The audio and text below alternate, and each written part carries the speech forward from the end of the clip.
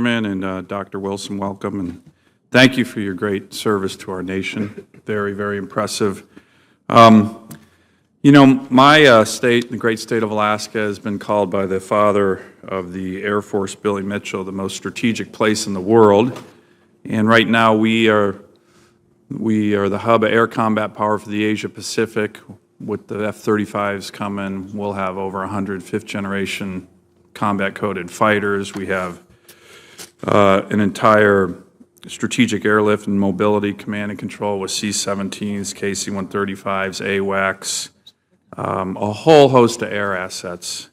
And, of course, we have JPARC, which General Welch referred to as the crown jewel of air-to-air combat training anywhere in the world, bigger than the size of airspace the size of Florida. So can I get your commitment, if you're confirmed, to come to Alaska with me and see this critical state, critical strategic location for the U.S. Air Force? Senator, any day in the field is better than a day in the office. I look forward to coming out to Alaska and to a lot of other places and seeing where we are. And yes, I'd love to come to Alaska. Great. With regard to the last year's NDAA, there was a provision that talked about the characteristics and principles that the Air Force should be looking at with regard to the OCONUS basing of the KC-46. A lot of those characteristics actually look like Alaska. When General Goldfein was up for his confirmation, he gave me his commitment that he'd look at those characteristics hard and give Alaska a very, very hard look at the strategic basing of the KC-46s, which I think when you're up there, you'll see how much sense that makes. Can I get your commitment as well to take a hard look at Alaska following what the NDAA put in last year on the basing of the KC-46s?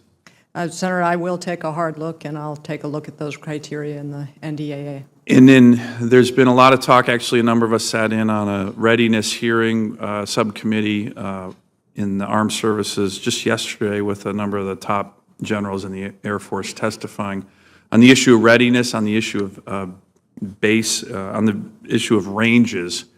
When you're up in Alaska, I'd like to get your commitment to take a look at JPARC and again on kind of some of the upgrades that in the testimony yesterday, it was widely acknowledged that given the size of that training area, it's what we're going to need with fifth-generation training because the standoff of the fifth-generation aircraft are so dramatic. Can I get your commitment to take a look at that as well? Senator, I look forward to that when I get up to Alaska. Great. Let me ask about the F-35. You know, there was a lot of discussion in the press. President Trump took a lot of interest in it. I think he's actually, from what I can tell, just reading in the papers, I think done a good job of helping drive down the costs. But, you know, at one point there was a discussion about, well, heck, maybe we can just replace the F-35 with a souped-up F-18. Can you enlighten us on whether you think foregoing a fifth-gen upgrade to our Air Force and Navy and Marine Corps, would it make sense to just rely on a souped-up F-18? How important is that aircraft to the future of the Air Force? Senator, the Secretary of Defense has directed a review of the F-35, and that is underway. But as a general matter, the real thing I don't think you could do with an F-18 or an F-15 or an F-16 is give it stealth capability retroactively. So, from your perspective, would we be in a fair fight with our potential adversaries if we souped up F-18s versus move forward with F-35s? Adversaries who are developing their own fifth-generation aircraft capabilities.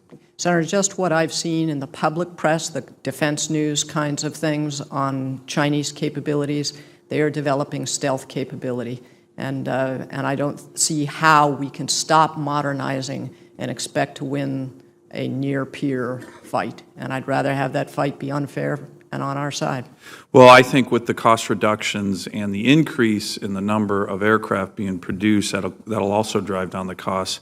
It's important to try to keep the F-35 deployments that are already laid out by the Air Force to different areas across the globe and across the country on time. Can I get your commitment to focus on making sure we're trying to get these aircraft out, produced at a cost-effective, in a cost-effective manner, but also in a manner that gets them fielded in a way that helps the national security of our nation? Senator, there is a review underway, but with respect to that General Mattis has directed with respect to the F-35. But I do take your point that it's important to continue to get cost-effective equipment into the field on schedule. Great. Thank you, Mr. Chairman. And I'll have additional questions for the record, Dr. Wilson. Thank you. Thank you, Senator. On behalf